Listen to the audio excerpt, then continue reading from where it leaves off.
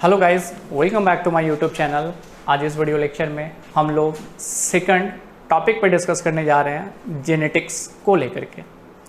Actual में हमने first video lecture में आपको प्रीवियस ईयर क्वेश्चन पे एनालिसिस कराया था 2021 और 2020 का। आपने आंसर भी बनाया था, आपका आंसर भी बहुत अच्छा था, आपका कमेंट्स भी हमें मिला है। बहुत अच्छा लगा ये जान करके कि आप लोग इतना लाइक कर रहे हो इस वीडियो को। That's a good point. लेकिन जो बच्चे आज नए विजिट कर रहे हैं इस वीडियो को, तो मेरा एक रिक्वेस्ट है उनसे कि पहले आप इस आई बटन को क्लिक करके फर्स्ट वीडियो को देख लो, सेकंड वीडियो तब आपको ज़्यादा समझ में आएगा। ठीक है, वैसे आपकी मर्जी है। तो गाइज हम लोग क्या करते हैं, हमेशा की तरह जैसे करते आए हैं कि क्वेश्चन सबसे पहले आपके सामने ये आ गया और इस क्वेश्चन में आपको क्या करना है, वीडियो को पॉज करना है, आंसर बनाना है और फिर हम लोग मैच कराएंगे। वीडियो को पॉज कर लो, स्क्रीनशॉट लेने के बाद चलो कहानी ख़त्म। तो कहानी ख़त्म हो गई। अगर आपका आंसर बन गया है तो अब चलते हैं, अब हम लोग वन बाय वन करके आंसर मिलाते हैं। चलते हैं बच्चा, पहला आंसर देख लिया जाए क्या है। पहला आंसर क्या था, sickle cell anaemia related to which type of disease. Sickle cell anaemia किससे रिलेटेड है, ये क्लासिफिकेशन है किसका, जेनेटिक डिसऑर्डर का। मैं आपको बता देता हूँ। जनरली जो डिजीज होते हैं वो कुछ टाइप में डिवाइड होते हैं। वो क्या है टाइप में, अगर मैं बात करता हूँ तो जनरली बच्चा, अगर मैं बात करूँ जेनेटिक डिजीज, तो जेनेटिक डिजीज दो तरह के होते हैं। क्लियर, जेनेटिक डिजीज दो तरह के होते हैं। एकदम सिंपल क्लासिफिकेशन आप समझो, आपके पास आंसर होगा। जेनेटिक डिजीज में एक जिसे आप कहते हो क्रोमोसोमल डिसऑर्डर। बच्चा ये क्रोमोसोमल डिसऑर्डर वो डिसऑर्डर है जिसमें आपका क्रोमोसोम का नंबर बढ़ जाता है या घट जाता है। ऐसा कौन सा डिजीज है जिसको हमने पढ़ा था, याद करो। याद आ गया, Klinefelter syndrome, Down syndrome, Turner syndrome. ये तीनों टाइप के डिजीज क्रोमोसोमल डिसऑर्डर में आते हैं, जिसमें क्रोमोसोम का नंबर नॉर्मली हमारे बॉडीज में 46 रहता है।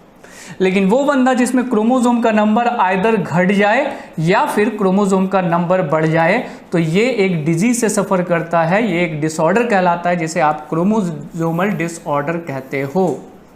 ये समझ में आया। चलो दूसरे केस में आते हैं गाइस, वो है आपका मेंडेलियन डिसऑर्डर। मतलब मेंडल साहब ये डिसऑर्डर दे करके गए नहीं बच्चा, ये मेंडल साहब ने डिसऑर्डर नहीं दिया था, लेकिन इनका क्लू या इनका जो फॉर्मूला था वो इस डिजीज पे बेस्ड होता है, इसलिए इसे मेंडेलियन डिसऑर्डर कहते हैं। और मेंडेलियन डिसऑर्डर में क्रोमोसोम का नंबर आपका वही रहेगा 46। ना ही ये क्रोमोसोम का नंबर बढ़ेगा, ना ही ये क्रोमोसोम का नंबर घटेगा। क्रोमोसोम का नंबर क्या रहेगा, फिक्स्ड रहेगा। और फिक्स्ड रहते भर में ये जो डिजीज काउज करेगा उसे मेंडेलियन डिसऑर्डर कहेंगे। क्लियर। अब देखना, ये मेंडेलियन डिसऑर्डर फर्दर आप दो पार्ट में डिवाइड करोगे। किसको, मेंडेलियन डिसऑर्डर को। पहला जिसे आप कहोगे ऑटोसोमल। मैं किसका क्लासिफिकेशन बात कर रहा हूं बेटा, मैं बात कर रहा हूं मेंडेलियन डिसऑर्डर के क्लासिफिकेशन में, जिसमें पहला आपका हो जाएगा ऑटोसोमल डिसऑर्डर। मतलब आपके बॉडीज में जो ऑटोसोम्स है, अगर उसमें डिफेक्ट होंगे तो वो ऑटोसोमल डिसऑर्डर कहलाएगा। क्रोमोसोम का नंबर ना बढ़ेगा ना घटेगा, बल्कि उस क्रोमोसोम के अंदर ही डिफेक्ट आ जाएंगे। क्लियर। चल आगे देख। दूसरा है जिसे आप कहते हो बेटा सेक्स लिंक्ड। सेक्स लिंक्ड में कौन सा क्लासिफिकेशन मैं बता रहा हूं, मेंडेलियन डिसऑर्डर का दो टाइप। पहला जो ऑटोसोमल होगा और दूसरा सेक्स लिंक्ड होगा। ऑटोसोमल में कुछ डिजीज का नाम याद रखना है, जैसे के तौर पे अगर मैं ऑटोसोमल में बात करूं, ये जो अभी आपसे डिजीज के बारे में कह भी रहा, कौन सा डिजीज है बच्चा, कैंसिल करते हैं, ये गलती हो गया। Sickle cell anaemia. Sickle cell anaemia, sickle cell anaemia जो डिजीज है, और भी डिजीज आते हैं इसमें, और आ जाएगा बेटा कौन, थैलेसीमिया। थैलेसीमिया ये भी डिजीज किस में आ जाएंगे, थैलेसीमिया भी आपका जाएगा ऑटोसोमल डिसऑर्डर में। लेकिन सेक्स लिंक के बारे में भी जान लो कि सेक्स लिंक में कौन कौन आ जाएगा। सेक्स लिंक में आ जाएगा हीमोफीलिया। और हीमोफीलिया में आपको मैंने बताया था कि हमारे पास जो क्रोमोसोम होता है, एक्स नाम का क्रोमोसोम, उसके अंदर डिफेक्ट हो जाता है। क्लियर? किसके केस में? हीमोफीलिया के केस में। या फिर मैं बात करूं दूसरा जिसको आप कहोगे कलर ब्लाइंड, ये भी कौन सा डिजीज है? Sex link. तो बेटा इतना छोटा सा टॉपिक आप याद रख सकते हो बिल्कुल आसान तरीके से। क्या?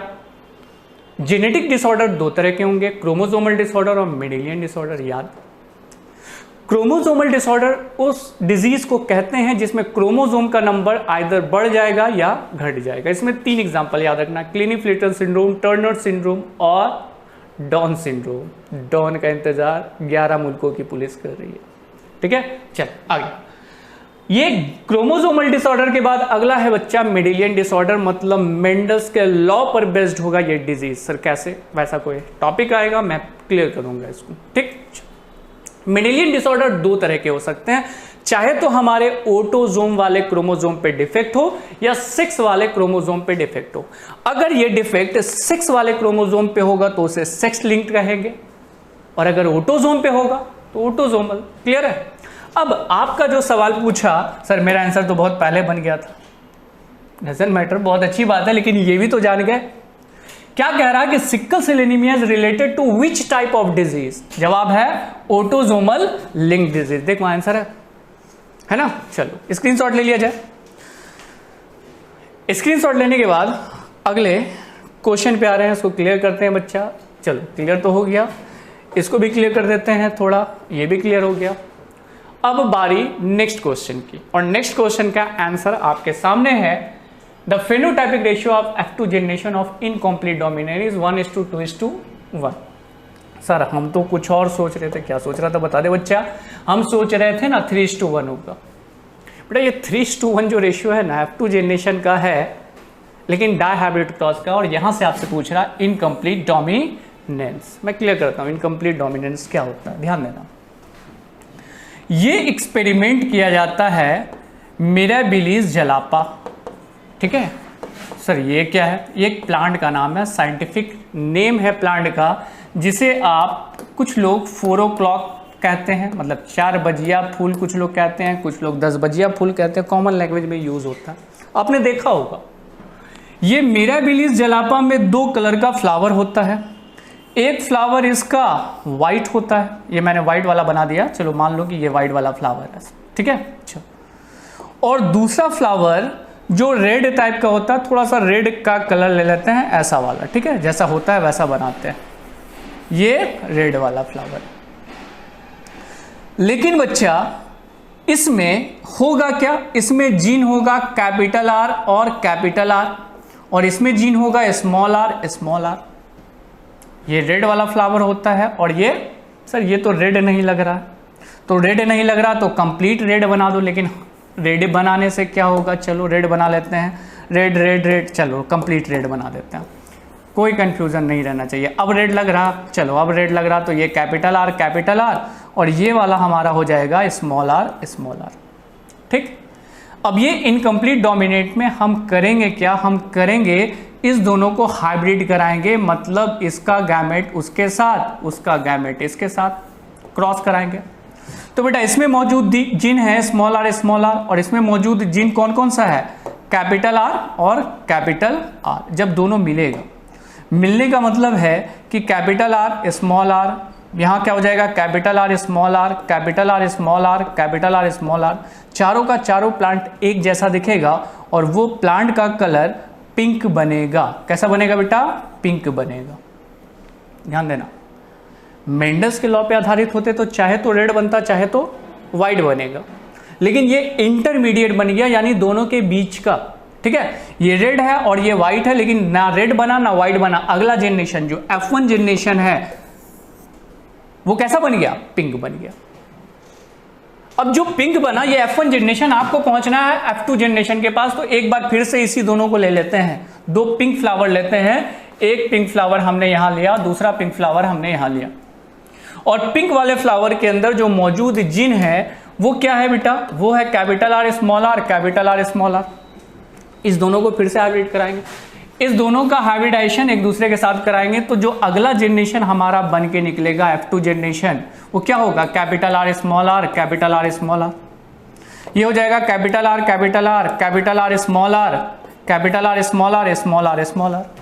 ये कंप्लीट कौन सा जनरेशन, F2 जनरेशन। लेकिन फेनोटाइपिक रेशियो पूछ रहा, ये पूछ रहा कि कितना लाल, कितना हरा, कितना ब्लू। अल्लाह सर हरा ब्लू तो नहीं है, हाँ वाइट है, पिंक है और रेड है। तो बच्चा ये जो कलर है ये क्या मेंशन करेगा, ये मेंशन करेगा रेड को। कैपिटल आर स्मॉल आर ये क्या मेंशन करेगा, ये मेंशन करेगा पिंक को। और बेटा स्मॉल आर क्या रिप्रेजेंट करेगा, स्मॉल आर रिप्रेजेंट करेगा व्हाइट को।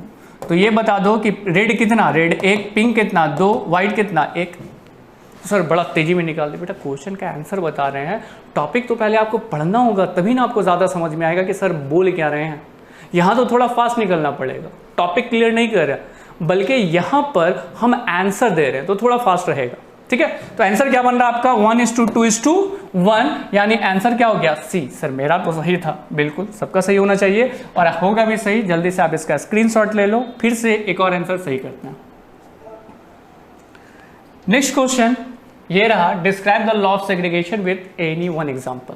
लॉ ऑफ सेग्रीगेशन, सेग्रीगेशन का मतलब क्या हुआ, सेग्रीगेशन का मतलब हुआ कि बेटा अलग अलग हो जाना। मान के चलो किसी ऑर्गेनिज्म के अंदर ये जीन है कैपिटल टी स्मॉल टी, मतलब प्लांट कैसा है, प्लांट लंबा है।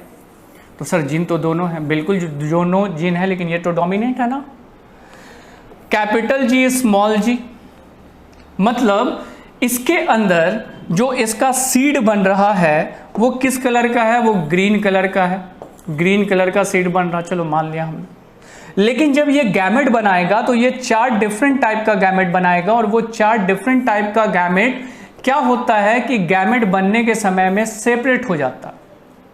कैसे, कैपिटल टी के साथ कैपिटल जी चला गया, कैपिटल टी के साथ स्मॉल जी भी जा सकता है, या फिर मैं कहूं कि स्मॉल टी के साथ कैपिटल जी भी जाएगा, स्मॉल टी के साथ स्मॉल भी जाएगा। तो ये क्या हो गया, ये गैमेट में जाएगा, उसके ओवा में और या उसके पॉलन ग्रेन में ये जीन जाएगा। सेग्रीगेट का मतलब क्या होता है कि सेपरेट हो जाना। ये नहीं समझ में आया, और आसान तरीके से समझ कि बाबू आप ये देखो कि एक प्लांट टॉल है जिसके पास 2 तरह के जीन, कैपिटल टी और स्मॉल टी, यानी डोमिनेंट और रिसेसिव। लेकिन जब ये अपना गैमेट बनाएगा तो गैमेट बनाने के समय कैपिटल टी अलग हो जाएगा, स्मॉल टी अलग हो जाएगा। सर अभी भी नहीं समझ में ऐसा। चलो आप अगर मेल हो तो आपके पास 2 जीन है एक्स और वाई, और इस एक्स और वाई में हम सेपरेट करेंगे तो बेटा एक स्पर्म में एक्स जाएगा तो दूसरे स्पर्म में वाई जाएगा। अब समझ में आ गया सर, जैसे समझना वैसे समझ लो। इसी को बोलते हैं लॉ ऑफ सेग्रीगेशन, सेपरेट हो जाना। हमारे बॉडीज में जो भी 2 तरह के अगर जीन है तो दोनों अलग अलग सेपरेट होगा, इसी को बोलते हैं लॉ ऑफ सेग्रीगेशन। ठीक है, दिख रहा आराम से बच्चा, यहां से यहां तक पढ़ोगे, इजी वे में लैंग्वेज लिखा हुआ है, आराम से समझ में आएगा। आप पढ़े लिखे हो, समझदार हो, पता है, जल्दी से स्क्रीनशॉट ले लो, 3 में से कोई भी एग्जांपल चल जाएगा। ठीक है, चलो नेक्स्ट क्वेश्चन। नेक्स्ट क्वेश्चन आपको दिख रहा, comment upon Klinefelter's syndrome. Sir comment क्या करना, मैंने आपको बताया था कि क्लिनीफ्लेटरस सिंड्रोम क्या होता है, इससे पहले भी ये क्वेश्चन आ चुका, आया था, बताए थे क्या था, गायनिकोमास्टिका मैस्कुलिन 47 क्रोमोसोम होता है। तो सर हम तो नहीं पढ़े, फिर से मैं बताऊं कि बेटा वीडियो का पहले मैंने डिस्क्रिप्शन दे रखा है, उससे आप देख लोगे, उसके बाद ये बहुत आसान तरीके से समझ में आएगा, क्योंकि क्वेश्चन रिपीटेड है, एक ही चीज़ को बार बार देखने से कोई फायदा नहीं है। ठीक है, चलो फायदा तो होगा सर इस क्वेश्चन को बनाने में। कौन से क्वेश्चन को, क्वेश्चन नंबर कितना है 5, 2019 में पूछा गया, थोड़ा मजेदार क्वेश्चन है।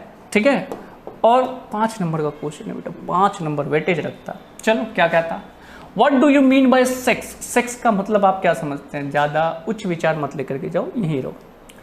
Discuss different type of sex determination in brief, आप क्या समझते हैं सेक्स से, और इसको आप डिस्क्राइब कीजिए कि कितने तरह के सेक्स डिटर्मिनेशन इस ऑर्गेनिज्म में, यानी नेचर ऑफ ऑर्गेनिज्म में हो सकता है।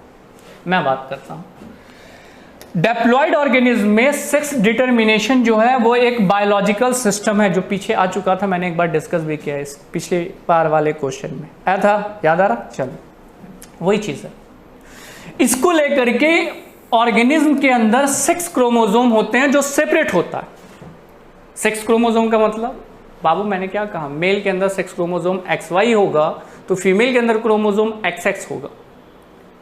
यहां पर जो मैं बात कर रहा हूं आपसे कि टाइप ऑफ सेक्स डिटर्मिनेशन बहुत तरह के होते हैं। कोई पूछता what do you mean by sex, फिर से वही सवाल, तो जवाब क्या बोलना है कि it is a biological phenomenon, और इस बायोलॉजिकल फेनोमेनन में सेक्स का क्रोमोजोम, ठीक है, ये एक जेनेटिक फेनोमेनन है, इसलिए क्रोमोजोम इन्वॉल्व होता है डिटर्मिनेशन ऑफ सेक्स के लिए। क्लियर है, यही बात यहां पे डिस्क्राइब किया गया। आगे आ जा, टाइप ऑफ सेक्स डिटर्मिनेशन में अगर मैं बात करूं तो XX और XY टाइप जो हमारे अंदर होता है ह्यूमन बींग्स में, तो इसके एग्जांपल में हो जाएगा मैन, डायोसियस प्लांट, कोकीनिया और मेलेंड्रियम, ये सारे एग्जांपल है जिसमें किस तरह का सेक्स डिटर्मिनेशन होता है, XX और XY टाइप। लेकिन कुछ और ऑर्गेनिज्म है जिसमें XX और X0 टाइप होता है, जिसमें आपका आ जाता है ग्रासहॉपर, कॉकरोच, स्क्वैशबैक एंड एस्केरिस। बेटा ऐसा क्वेश्चन मिलेगा कि कॉकरोच में सेक्स डिटर्मिनेशन या ग्रासहॉपर में सेक्स डिटर्मिनेशन जनरली कैसा होता है, तो याद रखना XX और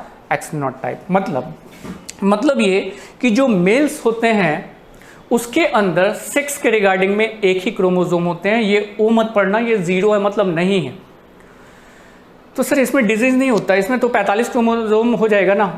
ये एक इंसेक्ट है और इंसेक्ट का सेक्स डिटर्मिनेशन इसी पे बेस्ड होता है। अगर वो फीमेल है तो सेक्स का 2 क्रोमोसोम होगा X, और अगर मेल है तो सेक्स का क्रोमोसोम एक ही होगा।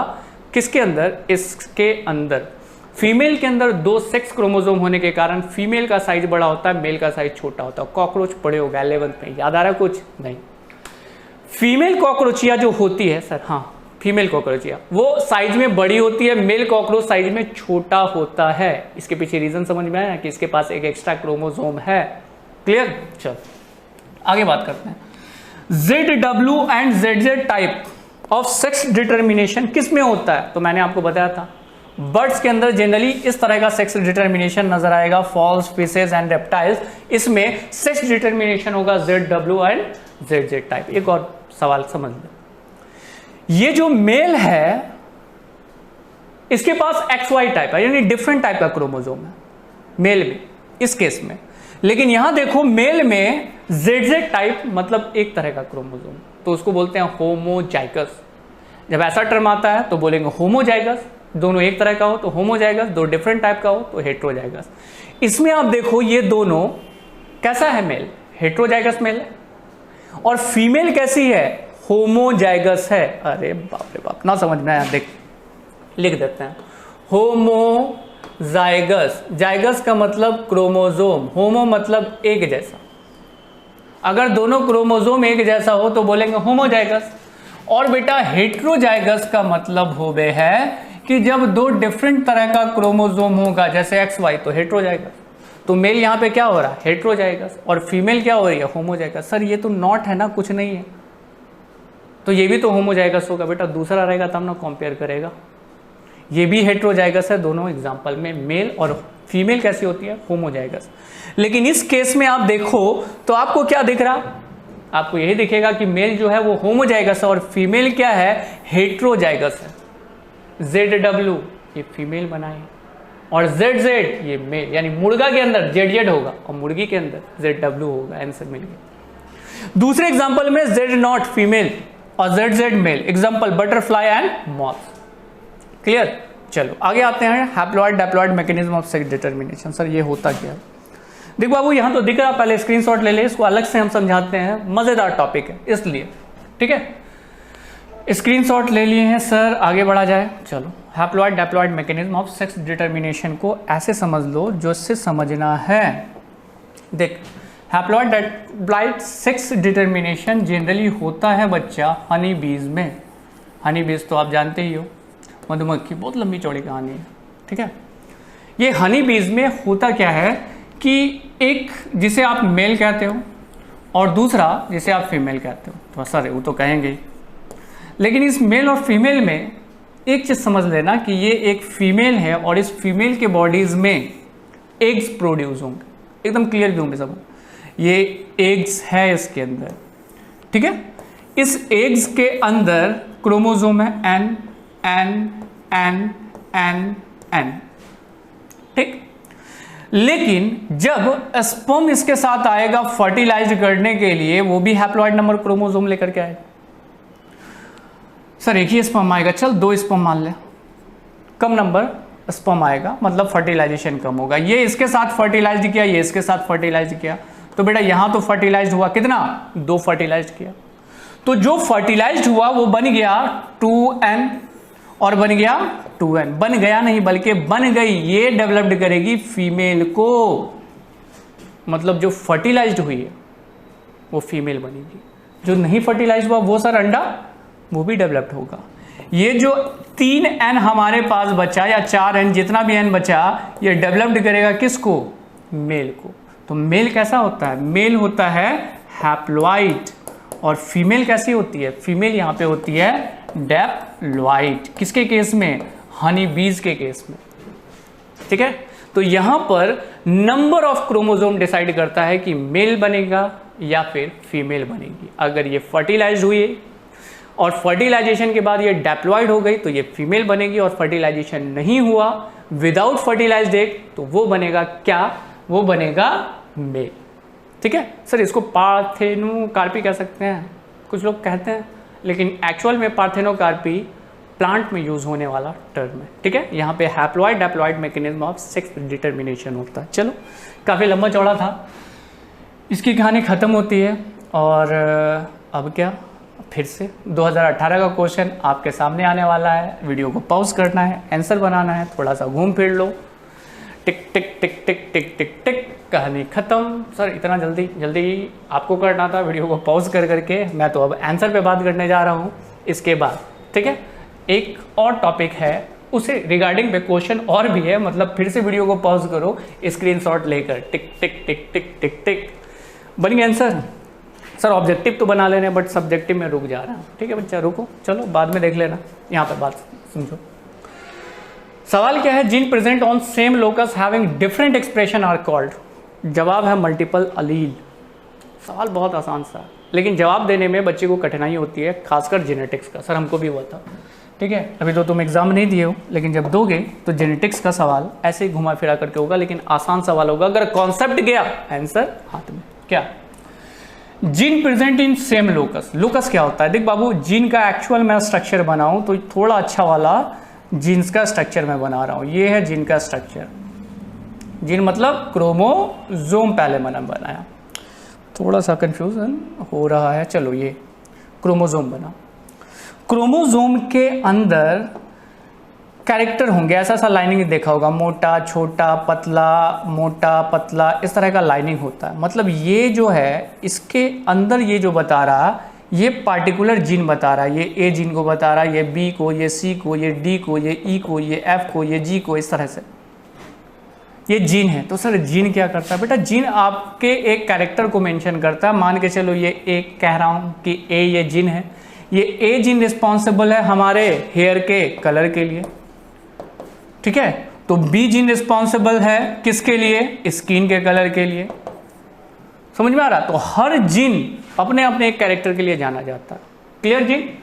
अब कह रहा है कि gene present in same locus, मतलब एक ही जगह पे अगर 2 जीन मिल जाए, मतलब ए पे ही, इसी ए पे 2 कैरेक्टर हमें मिल जाए। कौन कौन सा कैरेक्टर सर, कोई कैरेक्टर मान ले, ये हेयर कलर भी डेवलप्ड कर रहा है, हेयर का क्या कलर भी डेवलप्ड कर रहा है मान के चलो, और हेयर कलर के साथ साथ स्किन का कलर भी डेवलप्ड कर रहा है। कौन, एक ही जीन, कौन सा जीन, ए। तो ऐसे को आप नाम देते हो मल्टीपल अलील के नाम से बुलाते हो, ठीक है। आंसर बन गया, gene present in same locus having different expression are called multiple allele. कुछ लोग इसे पॉलीजीन के नाम से कंसीडर कर रहे थे, लेकिन पॉलीजीन इसका आंसर नहीं होगा। ऑन्कोजीन कैंसर में होता है, कोडोमिनेंट भी नहीं है, क्लियर। चलो इसका स्क्रीनशॉट ले लो, ले लिया सर। आगे नेक्स्ट क्वेश्चन, 2018 का second question, the human chromosome with highest and least number of gene are. आपसे सवाल क्या पूछ रहा, जीन, अभी जो मैंने बताया ना आपको लाइनिंग कर करके जीन क्या होते हैं, उसी के बारे में सवाल है कि सबसे ज्यादा जीन किसमें पाया जाएगा और सबसे कम जीन किसमें होगा। देख बेटा, मुझे तो दिख रहा है और मैं ये बात जानता हूं कि हमारे पास सबसे बड़ा क्रोमोसोम होता है क्रोमोसोम नंबर 1। क्रोमोसोम जितना बड़ा होगा जीन उतना ज्यादा एडजस्ट होगा, क्रोमोसोम जितना छोटा होगा जीन उतना कम होगा। तो क्रोमोसोम 1 में सबसे ज्यादा नंबर जीन होता है और सबसे छोटा जो हमारे पास होता है वो वाई क्रोमोसोम होता है। तो आपसे सवाल ये पूछ रहा है कि the human chromosome with the highest and least number of gene, ये बताइए कि सबसे ज्यादा किसके पास होगा? क्रोमोसोम 1। और सबसे कम जीन किस में होगा? तो क्रोमोसोम वाई। ठीक है, तो आंसर क्या हो जाएगा? 1 एंड वाई। आंसर तुम्हारा हुआ SC। इसको देख लो, स्क्रीनशॉट ले लिए। चलो अगले पे चलते हैं बच्चा, इसके बाद वाले क्वेश्चन पे। सिकल सेल एनीमिया, यहाँ पे मैंने एक टर्म भी लिख रखा है ताकि आपको कंफ्यूजन हो, तो मैं इसे ज़्यादा अच्छे तरीके से क्लियर कर दूं क्योंकि इतना लिखने में टाइम ज़्यादा लग जाता है। तो बच्चा मैं बात कर रहा हूँ सिकल सेल एनीमिया के बारे में। क्या होता है ये सिकल सेल एनीमिया? देख बाबू, ये सिकल सेल एनीमिया अभी आपने देखा मेंडेलियन डिसऑर्डर का हिस्सा है। और अगर मैं सिकल सेल एनीमिया के बारे में बात करूं तो ये कौन सा डिजीज था? ऑटोसोमल। ठीक है, जनरली इस डिजीज में होता क्या है कि आरबीसीज जो ऐसा होना चाहिए था, ठीक है, आरबीसीज कैसा होना चाहिए? फ्लैट एंड शेप्ड का दिखने में, लेकिन वो क्या हो जाता है कि चांद के शेप्ड का बन जाता है। अब ये मत कहना कि चांद मेरा दिल, चल चांद को छोड़, चांद के शेप्ड का हो जाता है। उस शेप्ड की वजह से इसे शिक्कल कहा जाता है। SICKEL बन गया। क्या दिक्कत है सर? ये जो है हमारा आरबीसीज, ये पतले से कैपिलरी को पार कर जाता है बिना रुके हुए, लेकिन ये सिकल सेल एनीमिया जाकर किसी जगह पे फंस जाएगा कैपिलरीज में, और ये ब्लड आगे आपके वाइटल ऑर्गन को, मान के चलो हार्ट को, नहीं मिल पाएगा। जब ऐसा होगा तो जब हार्ट में ब्लड नहीं पहुंच पाएगा, लैक ऑफ ऑक्सीजन होगा, तो यही होता है कि जिस बंदे को सिकल सेल एनीमिया होता है उसमें एक चीज होता है जिसको बोलते हैं लीथैलिटी। और लीथैलिटी का मतलब वो जीन जो क्या काउज कर दे? डेथ काउज कर दे, मतलब बंदा मर जाएगा। किसके कारण? इस जीन के कारण। और जो जीन डेथ काउज करेगा उस जीन को बोलते हैं lethal gene, and the process called लीथैलिटी।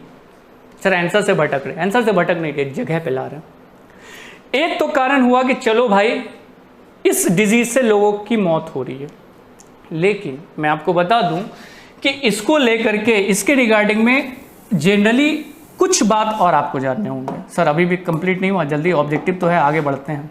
फिर से मैं बताऊं कि बेटा कॉन्सेप्ट लेना आपके लिए ज़्यादा ज़रूरी है, खासकर जेनेटिक्स में। ठीक है, क्या है कॉन्सेप्ट, ध्यान देना। जनरली अफ्रीका के जो लोग होते हैं उन्हीं को ये डिजीज़ होता है। अफ्रीका वाले लोगों के अंदर ये जीन मौजूद होता है, कौन सा? HB और HB, कौन? S वाला और A वाला। ये लोग जनरली कैरियर होते हैं। कैरियर कहने का मतलब है इनको ये डिजीज नहीं होगा। इनके पास दो जीन है, एक जीन ये, दूसरा जीन ये। कौन वाला? A नॉर्मल वाला, S डिफेक्टेड वाला, यानी डिफेक्ट एक जीन हुआ, लेकिन दूसरा जीन तो उसको संभाल लेगा ना। आपके पास दो पाँव, एक पाँव में चोट लगी, अरे बाप रे बाप, तो एक पाँव तो संभाल लिया ना। लेकिन अगर डिफेक्ट दोनों पाँव में चोट लग जाए तो खड़े रहेंगे कि बैठ जाएंगे? ऑब्वियसली कि बैठ जाएंगे। तो जब तक दोनों जीन में डिफेक्ट नहीं होगा, मतलब केसेस अगर HBS HBS नहीं आएगा, तब तक डिजीज नहीं हो सकता। ये बेटा डिजीज का कंडीशन है, और जब ये डिजीज होगा तो डेथ तो कंफर्म, संभालने वाला कोई नहीं। तो अफ्रीका के लोग जनरली कैरियर का काम करते हैं, लेकिन एक्चुअल में ये हुआ क्यों अफ्रीका के लोगों को? अफ्रीका आपको पता है कि अभी भी जंगल के मामले में काफ़ी ज़्यादा है, वहाँ काफ़ी जंगली जानवर रहते हैं। डिस्कवरी वगैरह पे हम तो देखते रहते हैं, शेर रहता है, हिरन रहती है, सारी चीज़ें दिखाता रहता है। मतलब नेचुरल लाइफ जो होना चाहिए वाइल्ड लाइफ का, वो वहाँ दिखता है अफ्रीका में। जब अफ्रीका में ऐसा होता है तो बेटा उसमें मॉस्क्यूटोज भी ज़्यादा होंगे, मच्छर, ठीक है। मॉस्क्यूटोज एक्चुअल में डिजीज का एक वेक्टर है जो दूसरे से दूसरे में ट्रांसफर करता है। कौन कौन सा डिजीज? पहला डिजीज जिसका नाम है मलेरिया, दूसरा डेंगू, चिकनगुनिया, ये सबको ट्रांसफर करने का काम करता है कौन? मच्छर। तो मच्छर से डिजीज नहीं होता, मच्छर वेक्टर का काम करता है, जो डिजीज ला करके हमारे अंदर डाल देता है, माइक्रोब्स को हमारे अंदर ला के डाल देता है। कब? जब वो ब्लड को सक करता है। अफ्रीका के लोगों को भी ये डिजीज बहुत ज़्यादा हो रहा था। तो अफ्रीका के लोगों के अंदर ये म्यूटेंट हो गया। क्या? एक चीज समझ, ये HBS जिस बंदे के अंदर होगा, जो कैरियर होगा, उसके अंदर टॉलरेंसी कैपेसिटी ज्यादा है। किसको लेकर के? मलेरिया डिजीज को लेकर के। जनरली ये जीन में म्यूटेंट इसलिए हुआ ताकि वो किस लिए, दूसरे एंगल से देखना, मलेरिया नाम के डिजीज से फाइट कर सके। मैं एक नॉर्मल हूं, मेरे अंदर जीन कैसा है, मेरे अंदर जीन है बेटा बिल्कुल नॉर्मल, कोई कैरियर एरियर वाला नहीं। अब एक कालू से लोगों को ला दे अफ्रीका से उठा के, उसके अंदर जीन कैसा होगा, HbA-HbS, और दोनों को मलेरिया हो जाए, ठीक है, खुदा ना करे दोनों में से किसी को ना हो, लेकिन बच्चा अगर हो जाए तो ये बंदा सफर कर जाएगा और इस बंदे का डेथ हो जाएगा। तो सर ये तो आप ही थे, डेथ हो जाएगा तो आगे कौन पढ़ाई करे, अभी बचा के रहने दे, 16 वीडियो अपलोड होने दे। तो ये वाला बंदा डेथ कर जाएगा और ये बंदा सरवाइव करेगा क्योंकि इसके अंदर टॉलरेंसी बढ़ गई। एक एंगल से तो आपको दिख रहा कि भैया ये डिजीज काउज कर रहा, लेकिन दूसरे एंगल से ये टॉलरेंसी भी बढ़ा रहा है, लेकिन किस में, कैरियर वाले में। इसीलिए इसमें एक टर्म लगा दिस इज कॉल्ड प्लीलियोट्रॉपी। क्या कहता है ये pleiotropy? It is a condition in which a single gene influence more than one trait. एक से ज्यादा ट्रेट कर रहा। एक एंगल क्या था, डिजीज का, और दूसरा एंगल क्या था, मलेरिया से बचना, मलेरिया से टॉलरेंस मेंटेन करना।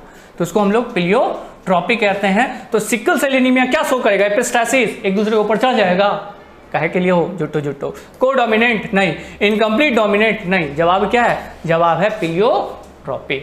सही है। चल बहुत ज्यादा घसा पटा हो गया, स्क्रीनशॉट ले ले बच्चा, इसके बाद अगले क्वेश्चन पे आ रहा। नेक्स्ट क्वेश्चन अगला 2018 का ही 4th नंबर क्वेश्चन है, काफी लंबा चौड़ा क्वेश्चन है, चलेगा कोई नहीं। The trisomy of 21 chromosome causes. देख बेटा ये याद रखने वाला चीज है, इसमें ज्यादा हम टाइम नहीं लेंगे, 2 मिनट में इसको सॉल्व करेंगे। डाउन सिंड्रोम, मैंने अभी कहा था ना, डाउन का इंतजार 11 मुल्कों की पुलिस कर रही, आप मत करना, यहां ध्यान देना।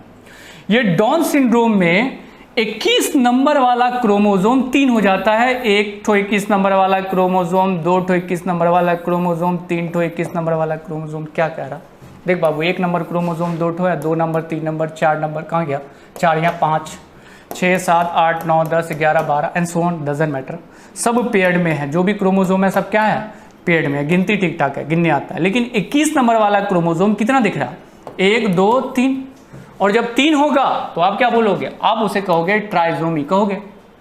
लेकिन किसका ट्राइसोमी हो रहा, 21 नंबर वाला क्रोमोसोम का, किसके केस में, डाउन सिंड्रोम के केस में। क्लियर है। जल्दी से इसका स्क्रीनशॉट ले ले बच्चा, थोड़ा सा याद रखने के लिए, मजेदार है इसलिए। कहानी खत्म। 4 number question. Next question 5 number, थोड़ा सा टफ देखा जाए तो क्वेश्चन बनाने का कोशिश करेगा, लेकिन ये टफ नहीं बनेगा आपके लिए, बिल्कुल मैं आसान बनाने वाला हूँ। मेरी बात को यहाँ से गौर से सुनना। क्या है, इस तरह के क्वेश्चन बड़े बड़े एग्जाम में पूछे जाते हैं, भाई नीट वगैरह में भी सवाल डाला जाता है, बट आप आसान से बनाओगे। ठीक है, चलो। क्या, एक नॉर्मल विजन फीमेल है जिसके फादर कलर ब्लाइंड है। मैं आपको कलर ब्लाइंड का थोड़ा सा एक क्लू बता दूं कि ये कलर ब्लाइंड होता क्या है और ये होता कैसे। मैंने इस डिजीज के बारे में आपको बताया था कि कलर ब्लाइंड का जो जीन होता है वो होता है एक्स क्रोमोसोम के ऊपर। सही है। कलर ब्लाइंड के बारे में एक और बात मैं कह दूं कि ये बेटा सेक्स लिंक्ड डिजीज है, चलेगा। मेंडेलियन डिसऑर्डर है, क्रोमोसोम का नंबर ना बढ़ेगा ना घटेगा, वही रहेगा, लेकिन इसके जीन में डिफेक्ट होगा। लेकिन डिफेक्ट किस में होगा, एक्स वाले जीन में। इस क्वेश्चन को 2-3 पैटर्न में तोड़ो पहले। सर तोड़ देंगे तो फिर कैसे होगा, मोबाइल तोड़ते आएगा, मोबाइल मत तोड़ना, मतलब क्वेश्चन को अपने माइंड में तोड़ना। अ नॉर्मल विजन फीमेल, मतलब फीमेल कैसी है, नॉर्मल, आप मेरी तरह दिख रही है। Whose father is colour blind, मतलब उसके बाबूजी को था डिजीज। अब उसके बाबूजी में चलते हैं, उसके एक जनरेशन पीछे, तो उनके बाबूजी को जीन होगा एक्स और वाई। कौन, ये फीमेल के बाबूजी पे बात कर रहे हैं। ऑब्वियसली उनके बाबूजी कलर ब्लाइंड है, तो उनका ये जीन कैसा रहा होगा, सी मतलब कलर ब्लाइंड, तभी ना एक ही जीन था, तो अंधे थे। लेकिन उनकी शादी हो गई एक फीमेल से, ऑब्वियसली शादी तो फीमेल से ही होगी अगर वो मेल है तो, लेकिन वो फीमेल क्या दी, एक्स दी। दूसरी फीमेल, इसकी मम्मी, किसकी मम्मी, इस फीमेल की जो मम्मी थी वो जीन एक्स दी, और इस पापा क्या देंगे, वाई देंगे, तब तो मेल बन जाती रहे, शादी होता पप का। ये फीमेल के अंदर एक एक्स जीन उसकी मम्मी से आया और एक एक्स जीन उसके पापा के पास से आया, लेकिन इसके पास 2 एक्स जीन आ गया, एक पापा वाला जो डिफेक्टेड था और एक मम्मी वाला जो नॉर्मल था। कैसे आप कह सकते हैं मम्मी से नॉर्मल ही आया होगा? इसलिए क्योंकि फीमेल कैसी है, नॉर्मल है। पापा वाला डिफेक्टेड है कंफर्म, क्योंकि पापा को कलर ब्लाइंड है, तो मतलब उनका जीन एक्स डिफेक्टेड है, उनके पास एक ही एक्स जीन है जो अपनी बेटी को दिए होंगे। मम्मी वाला एक्स आया होगा, बच्चा मतलब ये फीमेल नॉर्मल है, तो एक जीन तो कम से कम नॉर्मल है। आगे क्या था, married with a vision male. Vision मतलब दिखने वाला मेल, दिखने वाला मेल है मतलब ठीक ठाक है, उसके बाद एक्स जीन तो सही होगा। ये फीमेल की शादी किससे करा दी जाती है? वैसे मेल के साथ करा दी गई जो नॉर्मल दिखता है। नॉर्मल दिखता है तो नॉर्मल में तो एक ही एक्स जीन होगा, वो ठीक ठाक होगा तभी तो नॉर्मल दिखेगा। और ये फीमेल खुद क्या है? खुद ये कैरियर है। अब जब इस दोनों का गैमेट, इस दोनों का जीन जब मिलेगा तब क्या होगा? एक मिनट, एक्स के जगह पे सी लिखाएगा। देखो बाबू, ये तो फीमेल बनी, कैसी फीमेल? Normal female. ये क्या बना? मेल। कैसा मेल? Normal mail. ये भी फीमेल बनी लेकिन कैरियर 25% कैरियर, और ये मेल बना और मेल में एक ही एक्स जीन है तो ये डिफेक्टेड हो गया 25%।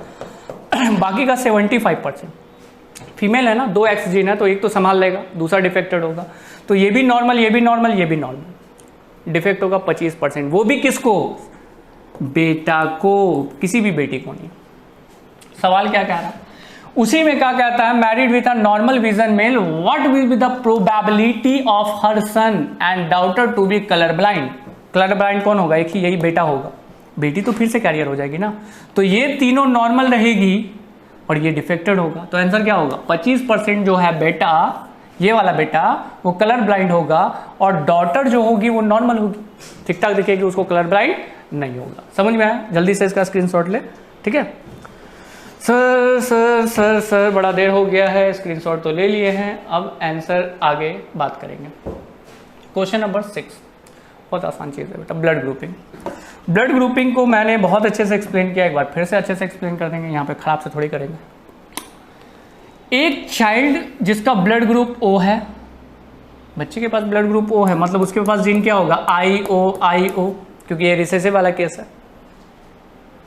B blood group type of father, यानी उनके बाबूजी का ब्लड ग्रुप बी है तो ये तो रहा होगा। Then the father has genotype. देख बाबू, इसमें से, इस बच्चे में से जिनका ब्लड ग्रुप, उस बच्चे का जिसका ब्लड ग्रुप क्या है? उसका ब्लड ग्रुप ओ है, उसमें से एक जीन तो आया होगा, कहां से? मम्मी से। अब मम्मी का ब्लड ग्रुप क्या है ये मत पूछना, ठीक है, क्योंकि इससे पता नहीं चलेगा मम्मी का ब्लड ग्रुप क्या है। लेकिन पापा का कह रहा है कि उसके फादर का, पापा लिखें या फादर लिखें? चलो फादर लिख देते हैं, पीछे हटना रे। फादर, उसके फादर का ब्लड ग्रुप बी है, तो जाहिर सा बात है ये जीन यहाँ से आया होगा, तब भी इसका ब्लड ग्रुप क्या रह जाएगा? ब्लड ग्रुप बी ही रह जाएगा। और जीन कैसा रहा होगा ये? कैसे? क्योंकि ये वाला जीन वो अपने बच्चे को देगा तो बच्चे का ब्लड ग्रुप ओ होगा, ठीक है। ये बी कंफर्म कर रहा है कि फादर का ब्लड ग्रुप क्या है? बी है, तो आंसर क्या होगा? आई नॉट या IO, और क्या? IB। कहानी खत्म। चलो स्क्रीनशॉट ले लिया जाए बच्चा इसका, अगले क्वेश्चन पे बढ़ते हैं। नहीं हुआ? चलो अब स्क्रीनशॉट हो गया मेरा भी, आपके लिए भी। अगला 7 number question, what do you mean by incomplete dominant, explain with suitable example. क्या समझते हैं इनकम्प्लीट डोमिनेंट के बारे में? मेंडल्स ने जब अपना लॉ दिया तो मेंडल का कहना था कि चाहे तो ये टॉल बनेगा या ड्वार्फ बनेगा, मतलब लंबा बनेगा या नाटा बनेगा, मीडियम वाला क्लास का नहीं बताया। इससे पहले इसी वीडियो लेक्चर में मैंने आपको एक्सप्लेन किया है मिराबिलिस जलापा। देखिए एग्जांपल है मिराबिलिस जलापा, फ्लावर कलर इन मिराबिलिस जलापा। मैंने क्या कहा था कि अगर ये मिराबिलिस जलापा में हम 2 प्लांट को लेते हैं, एक लाल वाले को ले लेते हैं बदबू, ये लाल वाला प्लांट है बड़ा अच्छा सा प्यारा सा, और दूसरा प्लांट कैसा था? दूसरा प्लांट आपका व्हाइट वाला प्लांट था। लेकिन जब इस दोनों को क्रॉस कराते हैं और इससे जो जेनरेशन बनता है, इसका बच्चा कुच्चा, उसका कलर कैसा बन जाता है? पिंक कलर बन जाता है। अगर मैं इसमें बात करूं कि इसमें जीन मौजूद है कैपिटल R, इसमें जीन है स्मॉल r, इसमें जीन है क्या? Capital R small r। Mendel's की बात को मानते हैं तो कैपिटल R स्मॉल r में ये डोमिनेंट है, होना क्या चाहिए था? रेड, लेकिन हुआ क्या? पिंक। इसी कारण तो इसे हम कह रहे हैं क्या? Incomplete dominant. डोमिनेंट कैरेक्टर को हटा दिया, इनकम्प्लीट रहा वो, इस कारण इसका नाम पड़ा क्या? Incomplete dominant. एक्सप्लेन कीजिए विद सुटेबल एग्जाम्पल। एग्जाम्पल तो है ही आपके पास, flower colour of Mirabilis jalapa. समझ में आया? स्क्रीनशॉट ले बच्चा आंसर का। हो गया स्क्रीनशॉट? चलो इसके बाद अगले क्वेश्चन पे, लास्ट क्वेश्चन 2018 का, उसके बाद 2017 का, एंड कहानी खत्म। चलते हैं। What do you mean by chromosomal disorder? कोई भी बोलना चाहेगा, पसंद करता है बोलना तो बोल दे। क्रोमोसोमल डिसऑर्डर वो डिसऑर्डर होता है जिसमें क्रोमोसोम का नंबर चाहे तो बढ़ जाएगा चाहे तो घट जाएगा। देख बाबू, क्रोमोसोम का नंबर बढ़ना और घटना बायोलॉजी में एक टर्म कहलाता है जिसे हम लोग कहते हैं एनुपोलाइडी। ठीक है, एनुपोलाइडी ये टर्म है, बायोलॉजिकल टर्म है। मतलब क्रोमोसोम का नंबर अगर बढ़े तब भी और घटे तब भी हम उसको बोलेंगे एनुपोलाइडी। क्लियर है? चलो आगे यूज होगा इसके बारे में, तो उसको डिस्क्राइब करना, इतना में तो डिस्क्रिप्शन आपके लिए काफ़ी होगा। पढ़े थे ना टर्नर सिंड्रोम में, हमने इसको डिस्क्राइब किया था पिछले वाले वीडियो में भी, अभी भी डिस्क्राइब किया, बस वहाँ लैंग्वेज लिखना आपको। आगे क्या कहता है? Describe the cause and related abnormal in the following genetic disorder. क्या है इसका काउज जेनेटिक डिसऑर्डर का? कौन कौन? Down syndrome, Klinefelter syndrome and Turner syndrome. देखो बच्चा फटाक से सवाल का जवाब लिख देगा, ये अगले पेज में भी जाएगा। पहला डाउन सिंड्रोम, फिर से डाउन का इंतजार 11 मुल्कों की पुलिस कर रही है, लेकिन वही से बात चल रही है। ट्राइसोमी क्रोमोसोम नंबर 21 देखे थे, स्क्रीनशॉट लिए थे ना, वही वाला सारा टॉपिक है। That is called down syndrome. ये मंगोलाइट्स डिजीज के नाम से जाना जाता है। क्यों? क्योंकि मंगोल के लोगों को नहीं होता है, बल्कि हो तो किसी को भी सकता है। इसमें ब्रॉड फेस हो जाता है, प्रोट्यूटेड टंग, मतलब माइंड नहीं रहेगा। एक सर्टेन एज में प्यूबर्टी के बाद इसका डेथ हो जाता है। बहुत कम ही चांसेस है इसके बचने का, क्योंकि इसमें कंजेनाइटल हार्ट डिजीज हो जाता है। बहुत सारे प्रॉब्लम होते हैं किसमें? डाउन सिंड्रोम में। पहला डिजीज पे तो हम लोगों ने डिस्कस कर लिया, आप भी डिस्कस कर लो। कैसे? स्क्रीनशॉट लेकर के बच्चा। जस्ट इसके बाद दो और है। पहला कौन सा? क्लिनीफेल्टर सिंड्रोम। बच्चा इसमें हम लोग कितनी बार डिस्कस कर चुके हैं, वाइट ले लेते हैं वरना नहीं उपड़ेगा। क्लिनीफेल्टर सिंड्रोम कितनी बार बता चुके हैं? 47 नंबर क्रोमोसोम बोलते बोलते तो आई थिंक सो याद हो गया होगा आपको। ठीक है, और दूसरा बच्चा टर्नर सिंड्रोम, बताए थे ना। क्लिनीफेल्टर टर्नर सिंड्रोम, ये दोनों को हमने साथ रखा है। इसको कहा जाता है बेटा स्टेराइल मेल, और इसमें क्रोमोसोम बढ़ता है 47, एक बढ़ जाएगा। कौन कौन सा कैरेक्टर हो जाएगा? XXY, और बढ़ना क्या कहलाता है? ट्राइसोमी कहलाता है। सही है। दूसरे केस में आ जा, टर्नर सिंड्रोम, जिसको हम लोग कहते हैं स्टेराइल फीमेल, और इसके केस में क्रोमोसोम सिर्फ एक X रहता है, एक ही X रहेगा, मतलब उल्टा 45 क्रोमोसोम हो जाएगा, और इसको हम लोग बाई टर्म कहते हैं मोनोजोमी। ठीक है, मोनोजोमी। बोलने पे ध्यान देना, लिखने में कभी कभी गड़बड़ हो जाती है, डजंट मैटर, समझाने में गड़बड़ नहीं होगी। ठीक है, चल इसका भी स्क्रीनशॉट ले ले बच्चा, दोनों को समझा चुके हैं, टाइम ज़्यादा क्लेम नहीं कर। 2018 का दो क्वेश्चन सॉल्व, फिर से आपके लिए 2017 का क्वेश्चन ये रहा आपके सामने।